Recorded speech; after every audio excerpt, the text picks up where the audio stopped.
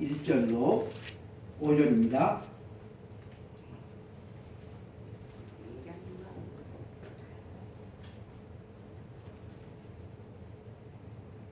다 함께 합독하시겠습니다. 에베소 교회 사자에게 편지하라. 오른손에 있는 7표를 붙잡고 7 급촌대 사이를 거니시는 이가 이르시되 내가 네 행위와 수고와 내 인내를 알고 또 악한 자들을 용납하지 아니하는 것과 자칭 사도라 하되 아닌 자들을 시험하여 그의 거짓된 것을 네가 드러낸 것과 또 네가 참고 내 이름을 위하여 견디고 게으르지 아니하는 것을 아노라. 그러나 너를 책망할 것이 있나니 너의 처음 사랑을 버렸느니라. 그러므로 어디서 떨어졌는지를 생각하고 회개하여 처음 행위를 가지라. 만일 그리하지 아니하고 회개하지 아니하면 내가 네게 가서 네 촛대를 그 자리에서 옮기리라. 아멘. 지난주에 이어서 같은 본문을 가지고 최고의 사랑을 받았습니까? 라고 하는 제목으로 하나님께서 주시는 은혜를 받도록 하겠습니다.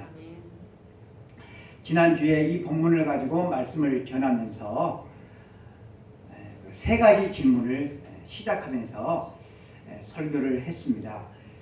그 세 가지 질문의 첫 번째가 여러분들은 왜 교회를 다니는가? 교회를 다니는 궁극적인 이유와 목적은 무엇인가? 라고 질문을 던졌습니다.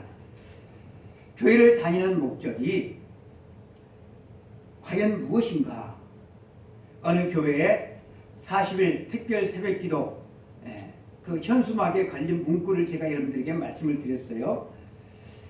그 문구를 보면 예수님께서 마치 우리들의 자녀들의 평생 축복을 위해서 십자가에 죽으신 것 같고 또 부모님들의 노후 대책을 위해서 십자가에 죽으신 것 같다는 그런 느낌이 들었다고 제가 말씀을 드렸죠. 그런데 교회를 다니는 목적이 이런 것이나 또 이런 것과 비슷한 데 우리가 있다고 한다면 굳이 우리가 교회를 다닐 필요도 없고 우리가 예수님을 믿을 필요가 없죠. 이런 목적이라고 한다면 무당을 찾아가는 거나 또 불당을 찾는 것과 그렇게 차이는 없을 것입니다.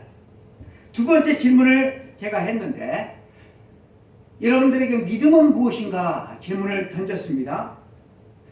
주일날이면 어김없이 교회를 가고 예배를 드리고 헌금을 하고 또 이런저런 봉사도 하고 그것이 과연 믿음인가 질문을 던졌어요.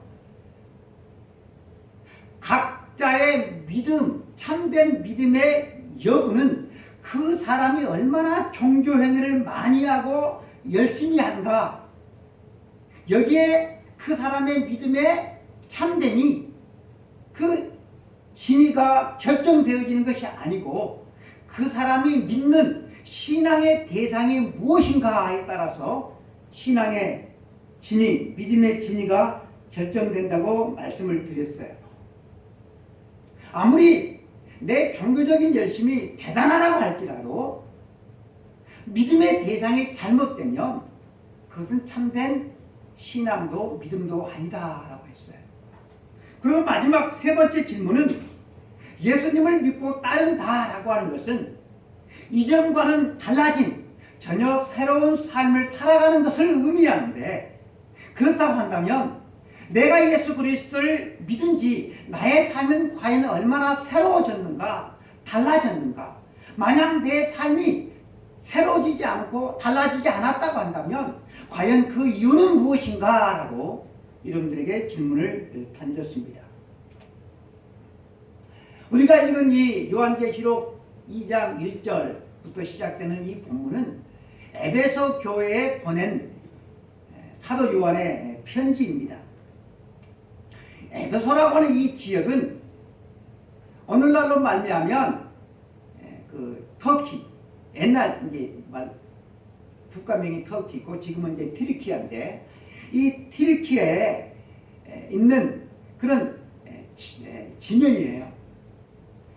옛날 로마 시대 때는 이 에베소는 로마 제국의 4대 도시 가운데 하나였어요. 그만큼 어마어마한 큰 도시였어요. 이 도시의 자랑거리는 아테미 신전입니다. 또 하나, 이 도시 한 중앙에는 뭐가 있었다고 그랬어요? 황제의 신전이 있었다고 그랬어요. 그리고 성경에는 이 에베소에 뭐가 있었는가 하면 두란노 서원이 있었다고 사도행전을 보면 우리가 알 수가 있어요. 제가 성지순례 때 이 두란노 서원을 가봤거든요. 참으로 어마어마했습니다. 이 에베소 교회를 향한 주님의 칭찬이 참 많았어요. 예전에 우상을 섬기고 또 자기 자신만을 위해서 살던 그 손과 발 몸을 가지고 그들은 사람들을 섬겼고 하나님의 말씀을 붙들고 그들은 인내했으며 거짓 선지자들을 분별해내고 예수님의 이름 때문에 당한 온갖 수모와 시련들을 피하지 아니하고 그것들을 다 기꺼이 감수했을 뿐만 아니라 절망적인 상황 속에서도 그들은 낙심하지 아니하고 예수님을 믿는 믿음의 삶을 살았습니다. 이러한 모든 삶의 열매들은 우리들처럼 핍박이 없는 평안한 그런 삶 가운데서 환경 가운데서 살아낸 그런 삶이 아니라 우상의 도시, 황제의 도시에서 엄청난 핍박을 받으면서 그들은 이러한 믿음의 삶을 살았습니다.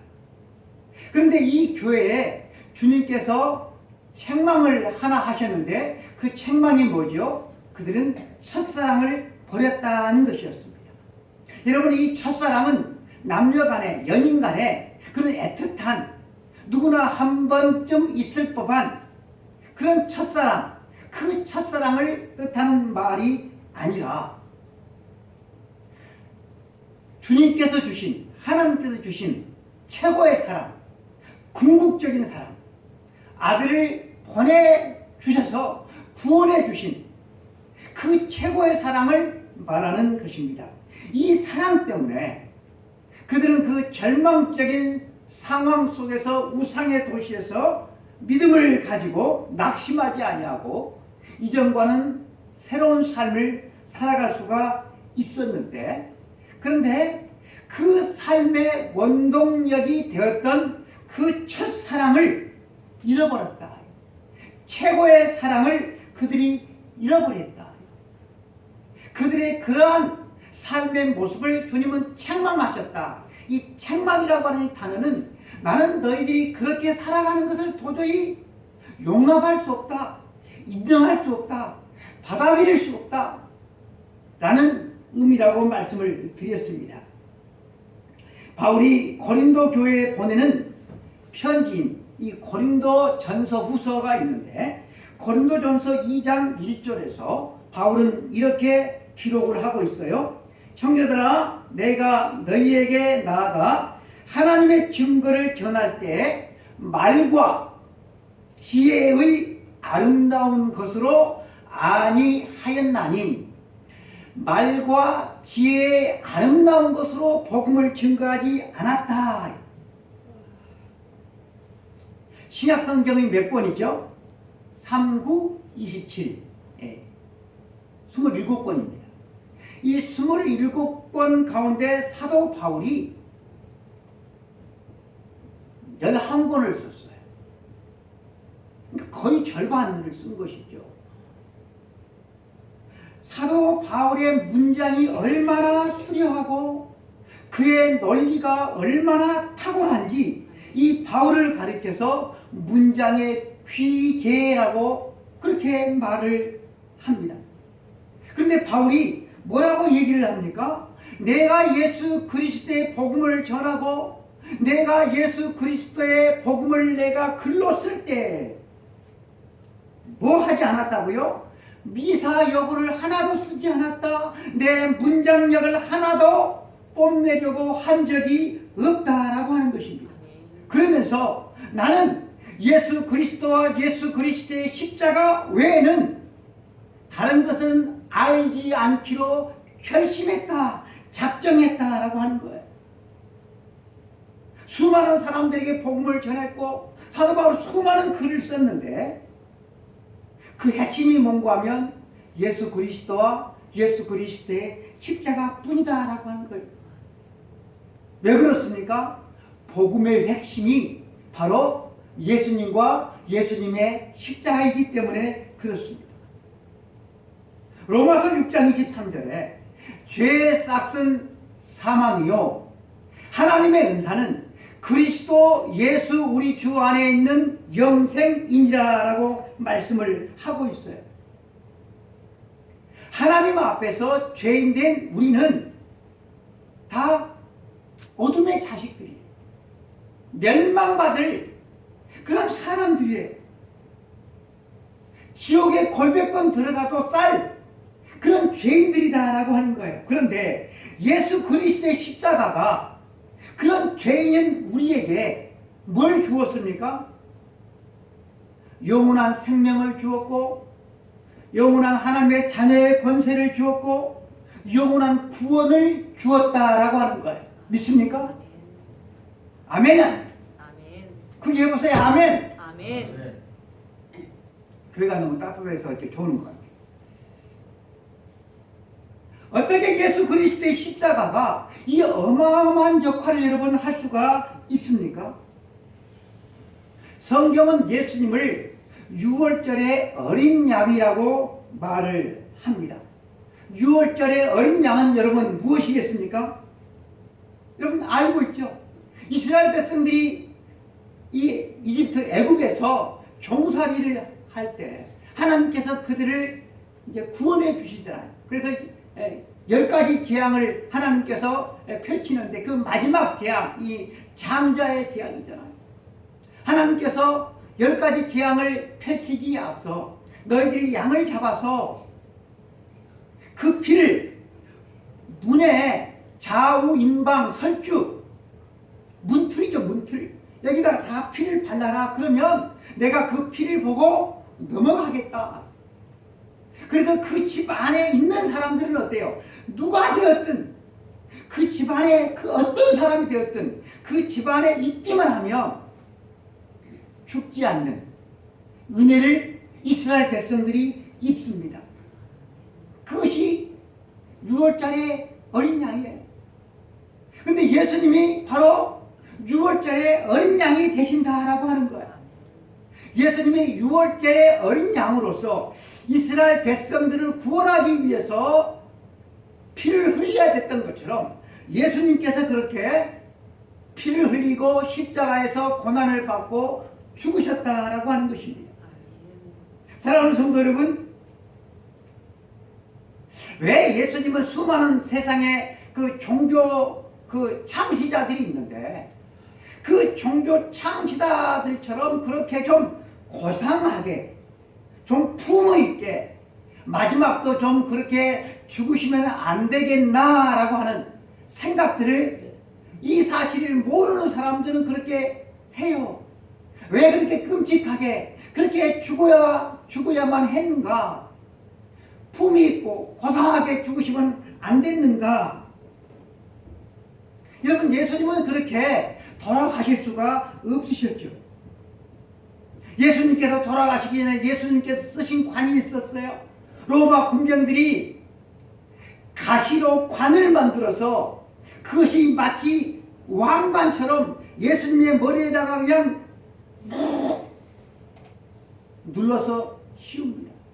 제가 성지순례 때 그 팔레스타인의 그 가시를 보았어요. 여러분, 우리나라에서 가시, 큰 가시가 어떤 나무 가시일까요? 어떤 나무? 탱자, 그리고 유자나무. 그런데 팔레스타인의 여러분 그 가시는 하고는 비교가 안 돼요. 그걸 여러분 그냥 살짝 눌러도 아플 텐데 그거를 그냥 관으로 만들고 눌렀어요. 그럼 여러분 어떻게 돼요? 피가 그냥 머리에서 줄줄 흐를 수밖에 없죠. 왜 예수님은 그렇게 머리에 가시관을 쓰셔야만 했는가? 예수님께서 로마 군병의 채찍질에 가슴과 등에 그 채찍을 맞으셨어요. 이 세상에는 수많은 채찍이 있는데 당시 2000년 전에 이 로마 군인들이 사용했던 그 채찍은 세상에서 가장 잔인한 채찍이었다고 말을 합니다. 채찍 끝에는 뭐가 달려 있을까요? 쇠추가 달려져 있었어요. 그래서 이걸 이 채찍을 빙 돌리다가 그 죄수에게 그냥 탁 치면 어떻게 되죠? 어떻게 될 것 같아요? 온 몸을 칭칭 감아. 그리고 군병이 그 채찍을 어때요? 잡아채면 어떻게 될까요? 채찍사님 어떻게 되죠? 에? 어떻게 될까요? 살점에 그냥 와장창창 찢겨 나갈 수밖에 없어요. 생각만 해도 끔찍합니다. 왜 예수님의 온몸이 이 채찍에 그죠? 살점이 찢겨 나가는 그런 피를 흘리는 고통을 당하셔야만 했겠습니까? 예수님의 손과 발이 못 박히셨습니다. 왜 예수님은 손과 발에 못이 박혀서 십자가에서 죽으셔야만 했습니까? 예수님이 십자가에서 죽으셨는지 안 죽었는지 그걸 확인하기 위해서 로마 군병이 예수님의 옆구리로 창을 팍 찔러서 피와 물이 한 방울도 남김없이 다 쏟아집니다. 왜 예수님은 옆구리에 창을 찔림을 당하셔야만 했습니까? 예수님의 무슨 죄를 지었습니까? 우리가 온 몸으로 머리로 마음으로 손발로 지은 그 모든 죄를 용서해 주기 위해서 예수님께서 그 모진 순환을 당하고 고통을 당하셨어요. 이 예수 그리스도를 바울이 만나고 보니까 입에서 나오는 말이 누구밖에 안 나오는 거예요? 예수님과 십자가밖에 나오지 않게 되었습니다. 바울은 예수 그리스도로 말미암아 내가 새로운 피조물이 되었다. 보라 새 것이 되었다고 많은 사람들 앞에서 그가 이 고백을 했습니다. 여러분, 바울이 예수님을 만나기 전에 그의 손발로 그의 몸뚱아리로 그는 무엇을 했습니까? 예수 믿는 사람들을 잡아다가 족치고 돌로 치고 감옥에 가두고 그것도 성이 차질 않아서 예루살렘에서부터 200km나 떨어진 이 다메섹까지 원정까지 가가지고 그 일을 하려고 했어요. 그 몸은 핍박의 도구였고 죽음의 도구였고 살인의 도구였어요. 그런데 그 도구가 예수 그리스도의 의의 병기가 되었고 생명의 통로가 되어진 것입니다. 보라 새 것이 되었구나. 그렇게 당당하게 바울은 외치는 사람이 되었습니다. 세상 사람들에게 나 예전 사람 아니야. 나 이전에 사울 아니야. 나 완전히 새 마음, 새로운 손과 발, 새 사람이 되었다고 그렇게 외칠 수가 있었습니다. 바울이 여러분 이렇게 새로운 사람이 되어진 것이 그가 의로워서 그가 똑똑해서 그가 잘났기 때문이 아니죠. 로마서 5장 7절 이하에 이렇게 말을 하고 있어요. 의인을 위하여 죽는 자가 쉽지 않고. 여러분, 쉽지 않다는 말은 무슨 말이에요? 어렵다라고 하는 말이죠. 의인을 위해서 죽는 것이 쉽다고요? 아니에요. 어렵다라고 하는 거예요. 어렵다. 이런 일은 거의 없다라고 하는 것이죠. 우리나라에서는 여러분 예수님을 믿는다고 핍박하지 않아요. 근데 우리나라가 이제 반기독교 국가가 되었다고 한번 해봐요.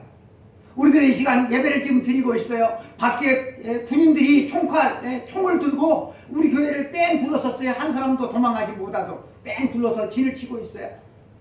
마이크로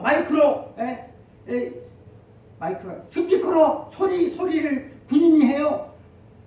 한 놈만 죽어라. 한 놈만 죽으면 교회 안에 있는 사람들 다 살려주마. 그러면 여러분들은 누구를 바라보실래요? 차 집사님 누구를 바라볼래요? 김순환 집사님은 누구를 바라볼래요? 저는 여러분들이 나를 바라볼 것 같아요. 저를 바라볼 것 같아요. 주목사님은 살아야죠. 제가 대신 죽을랍니다. 혹시 그러실 분 있으세요? 에? 저기 정영택 집사님은 하실 수 있을 것 같아요. 저를 위해서 대신 죽어줄 수 있을 것 같은데. 의인을 위하여 혹 죽을 수 있는 사람이 혹 그 다음에 선인을 위하여 용감히 죽는 자가 혹 있거니와. 여러분 여기 이 선인이라고 하는 것은 착한 사람 그런 뜻이 아니고 선인, 헬라어로 아가도스. 이 아가도스는 어린아이처럼 순진무구한 사람, 그런 사람을 뜻합니다. 그러니까 순진무구한 어린아이와 같은 사람을 위해서 용감하게 죽을 수 있는 사람이 혹 있을 수가 있다라고 하는 거예요. 그런데 여러분 어린아이처럼 순진무구한 사람이 조집사님 이 세상에 있을 것 같아요? 있으면 얼마나 있겠어요 여러분. 그런 사람이 없다라고 하는 거예요. 없다. 그러니까 아예 선인을 위해서 죽을 수 있는 혹 있다. 아예는 불가능하다라고 하는 거예요. 못 죽는다라고 하는 거예요. 옛날에 철길에서 애들이 막 놀다가 철길 사고들이 옛날에는 참 종종 났었어요. 어린아이가 철길에 놀고 있어요. 그런데 지금 이렇게 북부하고 이렇게 기차가 오는데 이 애기가 그 기차 소리를 못 듣는 거예요. 노는데 정신 빨려가지고. 그걸 누가 살리죠? 그 아이를? 대개는 부모가 살리더라고, 부모가. 그래서 애기를 밀쳐내고 부모는 죽든지 손발이 잘리든지. 그런데 이때 애기가 놀고 있는데 기차가 지금 오고 있어요. 그것을 엄마가 봤어, 엄마가. 근데 이 엄마가 생각하는 거예요, 머리로. 좀 기차가 지금 100km로 오고 있고, 내가 여기서 10km로 내가 달려가서, 그러면 내가 아기를 구할 수가 있을까? 아이고, 아기도 못 구하고 나도 죽는다. 이런 생각을 하면, 아기 구하러 갈 수 있어요? 갈 수 없어요. 아기 보고서 어때요? 생각 없이 달려가는 거예요. 생각 없이 달려가면 혹 이런 의인, 선인을 위해서 혹 살려줄 수가 있지만, 그러나 죄인을 위하여서 죽는 사람은 없다라고 하는 거예요. 없다. 그런데 우리가 아직 죄인 되었을 때 그리스도께서 우리를 위하여 죽으심으로 우리를 위한 당신의 사랑을 확증해 주셨다라고 하는 사실입니다. 할렐루야. 아멘.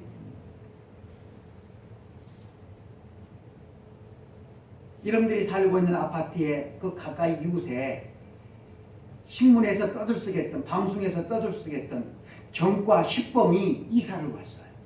큰일 납니다. 집값도 떨어지고. 그러면 대체요 어떻게 해요? 이사를 가야지. 근데 그 사람이 짠하고 불쌍해서 나라도 친구 되어줘야지 하고 친하게 지낼 사람 혹시 있으세요? 여러분들의 자녀가 그 사람하고 친하게 지내면 여러분들은 부모로서 뭐 할래요? 혹시 여러분들이 알고 있는 사람이 그 사람하고 친하게 지낸다면 그 사람이 어떤 사람인지 몰라서 그러냐? 다 뜯어서 말릴 것이다 라고 하는 거예요. 근데 여러분, 저와 여러분은 어떤 사람들입니까? 하나님 앞에서 하루에 한 번만 딱 한 번만 죄를 지어도 한 달이면 30번. 그죠? 1년이면 365 전과잖아. 저처럼 60이 넘어버리면 도대체 몇 번이나 되어지는 것입니까? 그런 죄를 위해서 죽어줄 수 있는 사람이 있다 없다? 여러분 죽어줄 수가 있겠습니까? 그렇게 예수님께서 우리를 위해서 죽어주셨다. 그래서 우리가 그 하나님의 지고한 최고의 사랑, 궁극적인 사랑을 받았는데 그 최고의 사랑을 받아놓고 그 최고의 사랑을 잊어버렸다라고 하는 거예요. 에베소 교우들이 이 최고의 사랑을 망각해버렸다라고 하는 거예요. 그 최고의 사랑을 잊어버리고 망각한 채 살아가는 것을 주님이 나는 묵과할 수가 없다, 인정할 수가 없다, 받아들일 수가 없다.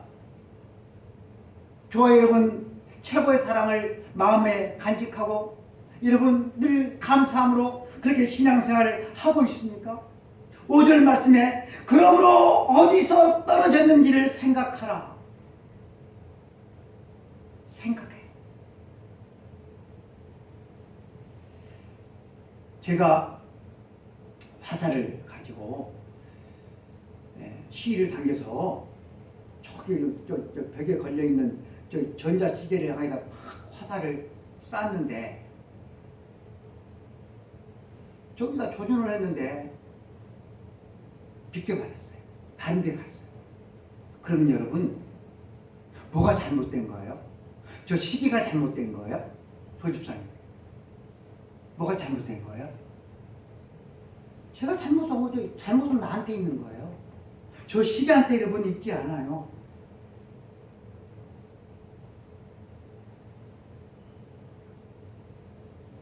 예수님께서 우리를 구원하신 이후 고린도후서 5장 15절 말씀 그가 모든 사람을 대신하여 죽으심은 살아있는 자들로 하여금 다시는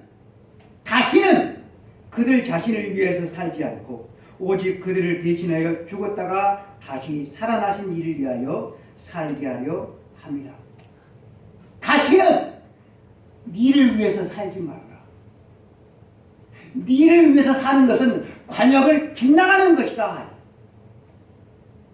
관역을 마치는 삶을 살아라. 여러분들의 관역은 어디를 지금 향하고 있습니까? 나 자신을 향하고 있습니까? 아니면 주님을 향하고 있습니까? 관역을 빗나가는 그 사랑을,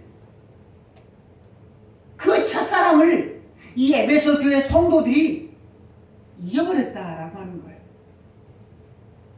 대낮에 창문으로 햇빛이 쫙 들어와요. 그런데 여러분 암막 커튼을 다 쳐버리면 아무리 밝은 대낮이라고 해도 그 방은 캄캄한 어둠이 되어집니다. 왜냐하면 빛을 차단하기 때문에 그렇죠. 암막 커튼을 치면 햇빛도 차단되고 그 열기도 여러분 차단되어 버려요. 여러분 바로 이 암막 커튼을 친 것과 뭐와 같은가 하면 관역판을 옮겨버린 것과 여러분 같아요.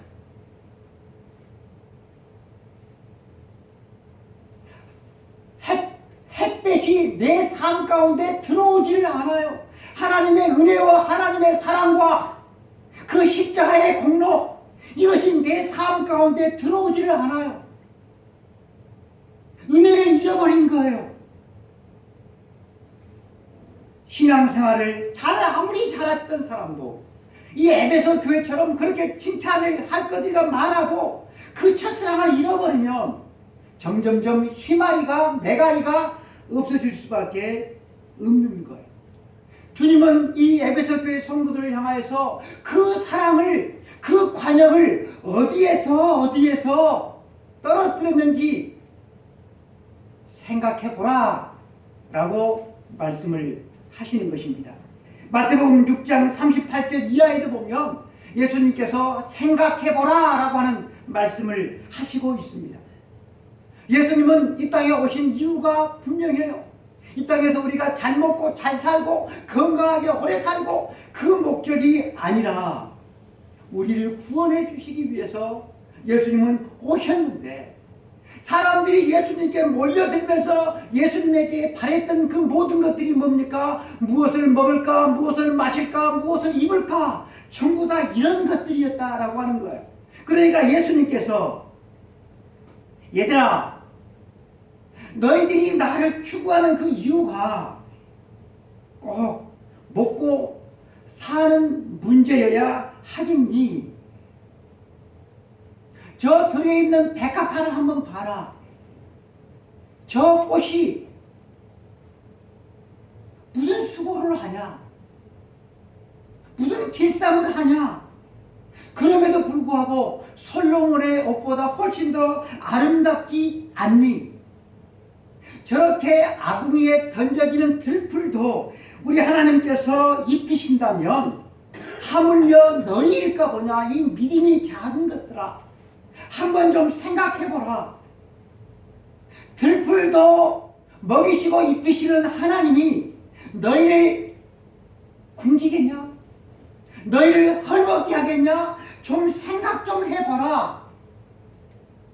너희들이 나를 믿고 따르다가, 너희들이 나의 최고의 그런 사랑 속에서 살다가 언제 이 사랑을 내팽개쳐 버렸는지 면밀히 한번 생각 한번 해보라 라고 우리 주님께서 말씀하시는 것입니다.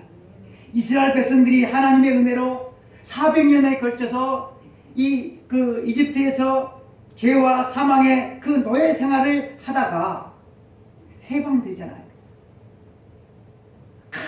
감격한 그런 마음을 가지고 이제 가나안 땅을 향하여서 갑니다.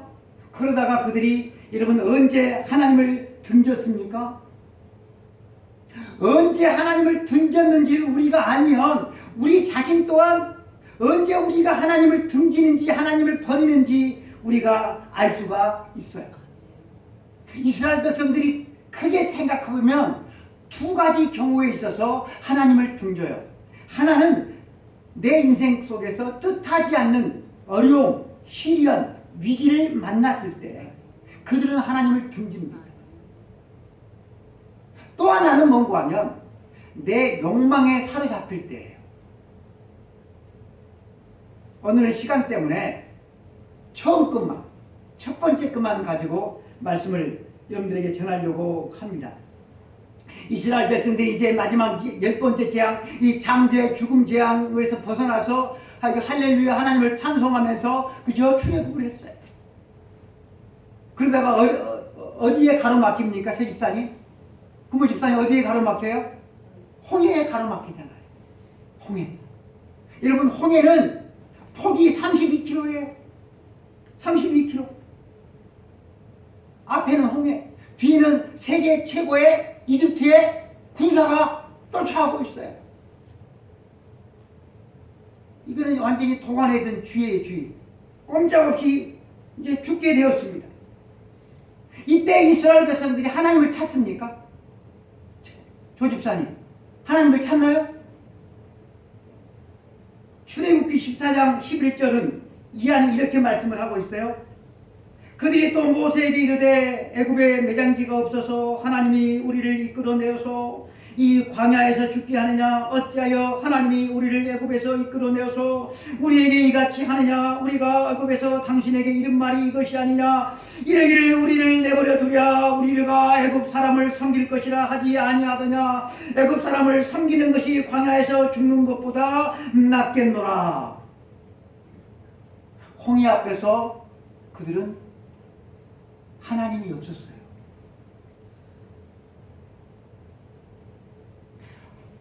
하나님으로 관여판을 삼고 살아야 될 그들이 그 관여판을 그냥 내팽개쳐 버린 거예요. 차라리 애굽에서 돌아가서 종살이하면서 평생 살래라고 그들은 원망하고 불평을 했습니다. 모세가 가데스 바네아에서 12사람의 정탐꾼을 가나안 땅으로 여러분 보내죠. 그래서 40일 동안 정탐을 하고 12명이 돌아와서 보고를 하는데 10명은 부정적인 보고를 해요. 그 가나안 원주민들 앞에서 자기들이 딱 서서 보니까 그들 앞에서 우리는 메뚜기와 같다. 그들과 싸우면 뼈가 멈춘다. 그러므로 들어가면 안 된다. 들어가면 다 죽는다. 그렇게 원망을 해요. 그 상황을 민수기 14장 1절 이하는 이렇게 전하고 있어요. 온 회중이 소리를 높여 부르짖으며 백성이 밤새도록 통곡하였더라. 이스라엘 자손이 다 모세와 아론을 원망하여 온 회중이 그들에게 이르되 우리가 애굽 땅에서 죽었거나 이 광야에서 죽었으면 좋았을 것을 어찌하여 여호와가 우리를 그 땅으로 인도하여 칼에 쓰러지게 하려 하는가? 우리 처자가 사로잡히니 애굽으로 돌아가는 것이 낫지 아니하냐? 이에 서로 말하되 우리가 한 지간을 세우고 애굽으로 돌아가자. 홍해에서뿐만 아니라 가데스 바네아에서도 하나님은 없었어요. 어찌 이 두 군데뿐입니까? 가는 곳곳마다 그들은 하나님을 부인해요. 뜻하지 않는 위기 앞에서 하나님을 찾은 것이 아니라 하나님께서 세운 저 지도자 저거 뭡니까 쓰니 저거 갈아쳐버리고 새로운 지도자를 뽑아서 다시 애굽으로 돌아가겠다는 거예요.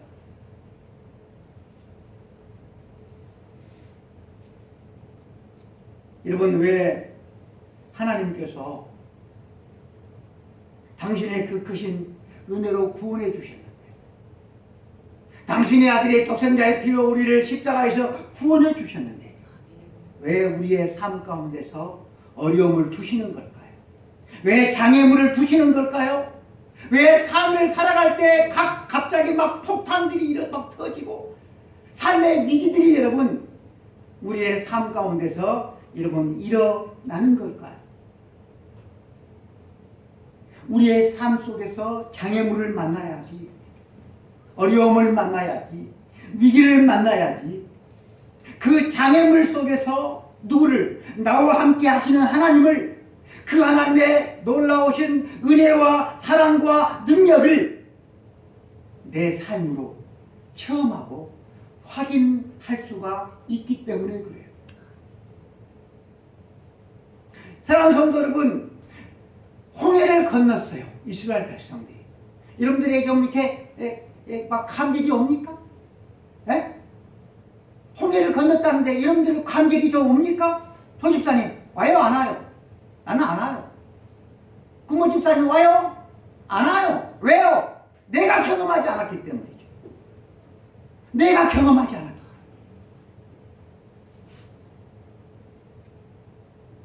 경험해야 된다라고 하는 거예요. 경험해야 된다. 다윗이 여러분 시편에 보면 다윗의 시가 많이 나와요. 그 대표적인 시가 뭡니까? 시편 23편이죠. 내가 사망의 음침한 골짜기로 다닐지라도 해를 두려워하지 않을 것이다. 여러분 이 다윗의 시를 그냥 읽어버리면 아무 생각 없이 지나가 버려요. 근데 여러분 생각하면서 읽으면 이런 질문을 할 수밖에 없어요.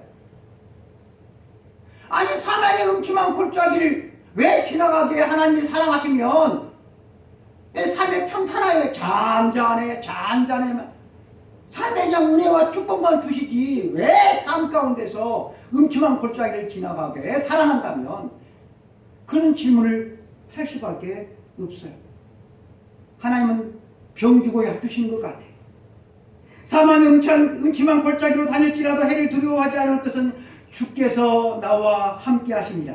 주의 지팡이와 막대기가 나를 안위하시나이다. 여러분 하나님께서 나와 함께 하실 때 주의 지팡이와 막대기로 나를 인도하시고 보호하시는 그때를 여러분 우리가 언제 알아요? 언제? 사망의 음침한 골짜기를 지나갈 때라는 사실입니다. 그런데 미련하게 우리들은 그 사망의 음침한 골짜기를 지나갈 때마다 하나님을 버려요. 하나님을 찾지 않고 하나님을 버린다라고 하는 것. 이것이 아이러니예요.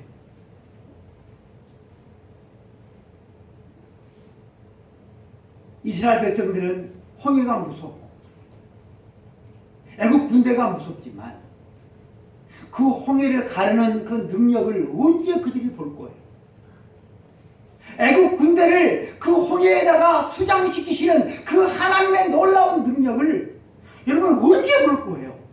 그것을 보여줄 수 있는 최고의 학교가 바로 그 홍해 앞이다라고 하는 거예요. 근데 그 앞에서 원망하고 다시 돌아가겠다. 사랑하는 성도 여러분, 서두의 질문으로 돌아갑니다. 왜 여러분들은 교회를 다니십니까? 왜 교회를 다니는가? 최고의 능력이신 우상 잡신이 인간들이 자기 자신을 위해서 만든 잡신을 아니라 최고의 사랑의 능력의 그 하나님을 예배드리기를 위해서, 그래서 그 예배를 통해서 은혜를 받고 하나님의 증인으로 살아가기 위해서. 여러분, 우리들에게 믿음이라고 하는 것은 무엇입니까? 그 하나님을 믿는 그 믿음이 삶 가운데서 바른 삶으로 살아내는 것, 그것이 여러분 믿음이다라고 하는 거예요. 그래서 예배가 필요한 거예요. 다시는 그들 자신을 위하여서 살지 않고 오직 그들을 대신해서 죽었다가 다시 살아나신 이를 위하여 살게 하려 합니다. 여러분, 이스라엘 백성들이 홍해를 건넜어요. 여러분, 그 감격의 유통기간이 얼마나 될 것 같아요? 여러분, 애굽의 10가지 재앙을 통해서 그들이 구원을 받았어요. 여러분, 그 유통기간이, 여러분 그 감기의 유통기간이 여러분 얼마나 될 것 같습니까? 며칠이나 될 것 같아요? 오래 가지 않습니다. 그래서 여러분, 하나님과 늘 함께 하는 것이 복이에요. 하나님과 함께 하는 것.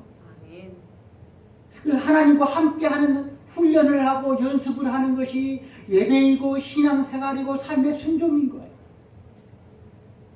이것이 사라져버리면 신앙생활이 맹탕이 되어집니다. 맹탕 신앙생활을 하지 않기를 축복합니다. 기도하겠습니다.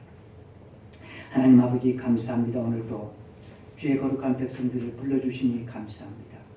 예배를 통해서 은혜 베풀어 주시니 감사합니다. 이 말씀을 생각하면서 한 주간을 살아갈 수 있도록 도와주셔서 우리의 삶 속에서도 최고의 사랑이 떠나지 않는 이 최고의 사랑 속에서 하나님과 늘 동행하면서 아버지 하나님 기쁨 속에서 승리함 속에서 열매 맺으면서 순종하면서 아버지 하나님 살아가는 저와 여러분들의 우리 모든 성도의 삶이 되어줄 수 있도록 복내려 주옵소서. 예수 그리스도 이름으로 축복하며 기도드리옵나이다. 아멘. 지금은 우리 주 예수 그리스도의 은혜와 하나님 아버지의 그 크신 사랑하심과 성령님의 감동과 역사 충만 내주하심이 주와 동행하는 축복 속에서 살아가기를 원하는 우리 모든 성도들 머리 위에 이제부터 영원까지 함께 있을지어다. 아멘.